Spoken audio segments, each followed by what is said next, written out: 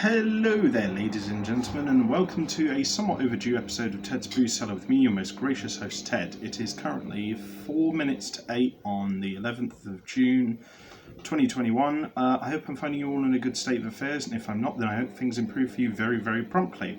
Now, I'm sorry for not uploading any videos last weekend. I just felt like I needed a bit of a mental rest, really. There was a lot of things I just had to do as well that would just take up a lot of mental energy, and I know that sounds ridiculous, what with this just being me sitting in front of the camera drinking beers, but I don't know, I just felt, deep down inside, I just felt like I just needed a bit of a rest. But so we're back today with another one of the beers from the Brewdog subscription brewery box.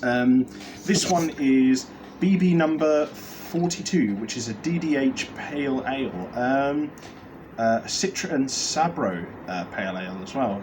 It's 5.5% alcohol volume, which is pretty standard for a Pale Ale, I think, of like this kind of calibre and ilk.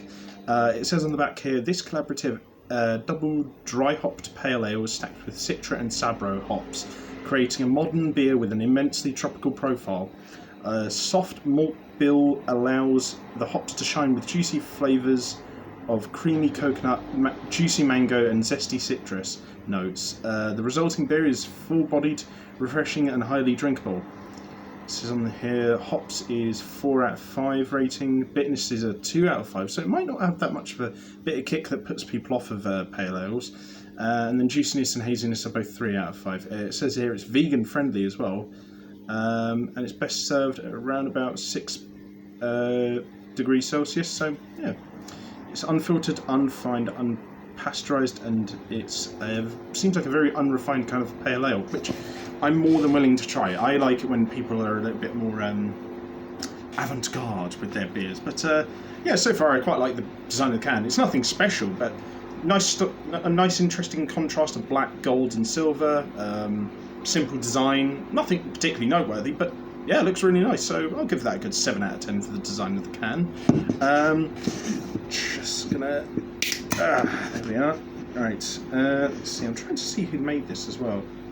Created by Brew By Numbers. Must be Brew By Numbers then.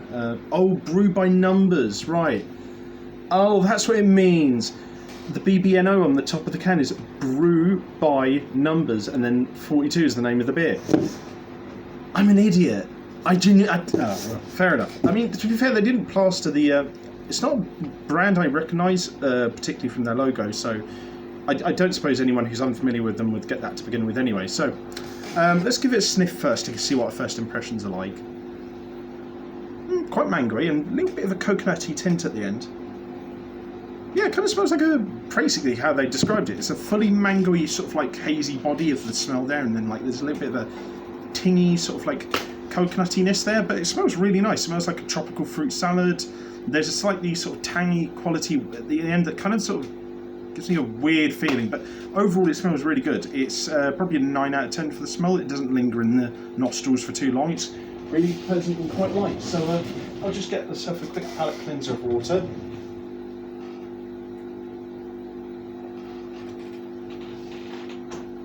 And then on to the most important part of the video, which is to see what this tastes like. So, bottoms up to everyone and have a grand weekend.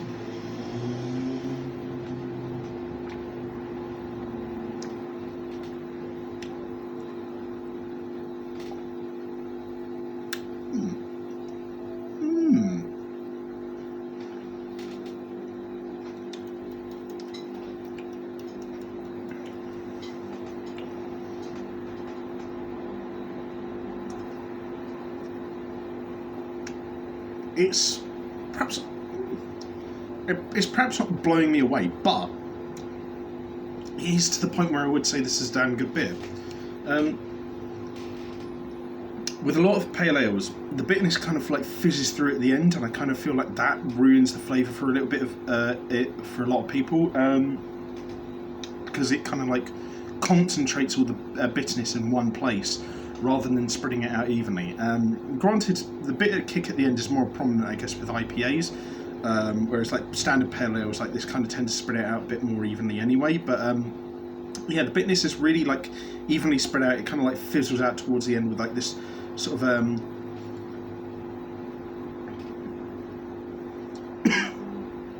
kind of sort of like lime rindy, sort of like mangoey through line with a slightly coconutty overtone. It's really nice actually. It's very light. It's very pleasant. I'd probably say it's like an 8.5.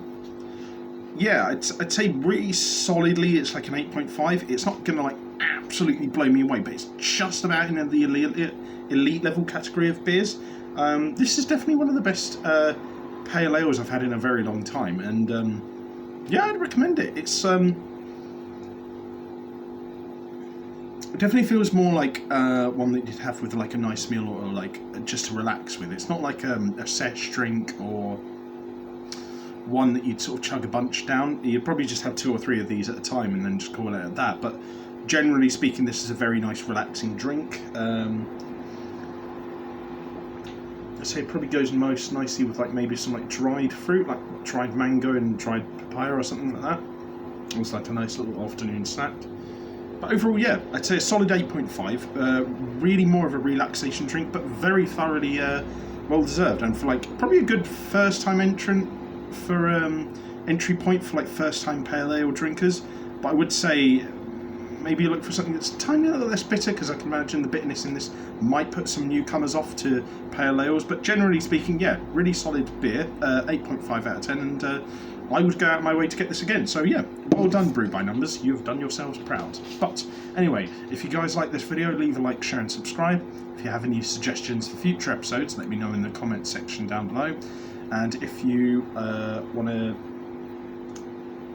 check out anything else I do online, I'll leave the links to all that in the video description down below. But without further ado, have fun, take care, stay safe, wash your hands, drink responsibly, know your limits, and I'll see you guys at the bar next time on Ted's Booze Cellar. Bye bye for now.